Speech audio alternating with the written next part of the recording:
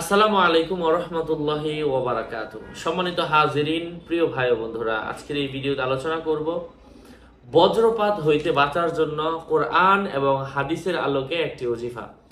আলোচনা বুঝতে ধৈর্য ধরে সাথেই থাকবেন। আমাদের এই ছোট্ট ইউটিউব চ্যানেলটি সাবস্ক্রাইব করতে ভুলবেন না। বজ্রপাত যখন হয়, বজ্রপাতের সময় অনেক মানুষের ইন্তেকাল হয়ে যায়। বজ্রপাতের কারণে অনেক মানুষের উপর বজ্রপাত হওয়ার কারণে স্বামী স্ত্রী মারা যায়, ঘরের মধ্যে যারা থাকে সবাই মারা যায়। আমরা প্রায় সময় বিভিন্ন নিউজের মধ্যে দেখি বজ্রপাতের সময় একসাথে কিছু মানুষ থাকার কারণে বজ্রপাত হয়ে সবাই মারা গেছে।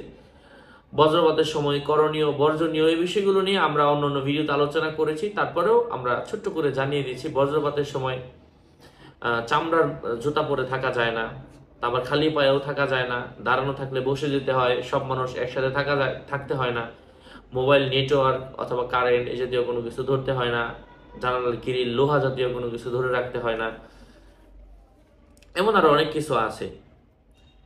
উঁচা কোনো জায়গার মধ্যে দাঁড়াতে হয় না। যাই হোক, কোনো সময় অধিক বজ্রপাত ও বিজলির চমক যদি কেউ দেখে, সে যদি এই আয়াতখানা ওই মুহূর্তের মধ্যে মাত্র 11 বার পাঠ করে, আল্লাহ পাক তার উপর ওই বজ্রপাত থেকে আল্লাহ পাক তাকে হেফাজত করবেন ইনশাআল্লাহ। এই আয়াতটা আপনাদের সাথে আমি শেয়ার করছি সরাসরি কোরআনুল কারীমের সূরা আর-রাদ থেকে। তো সেই দোয়াটা আমি বলে দিচ্ছি। আউযু বিল্লাহি মিনাশ শাইতানির রাজীম, বিসমিল্লাহির রহমানির রহিম, ইউসাব্বিহুর রা'দু বিহামদিহি ওয়াল মালাইকাতু মিন খিফাতিহি। এতটুকু বললেই হবে। মহান আল্লাহ পাক আমাদের সবাইকে বালা মুসিবত থেকে হেফাজত করেন, বজ্রপাতের ক্ষতি থেকে হেফাজত করেন ইনশাআল্লাহ। আসসালামু আলাইকুম ওয়া রাহমাতুল্লাহি ওয়া বারাকাতুহু।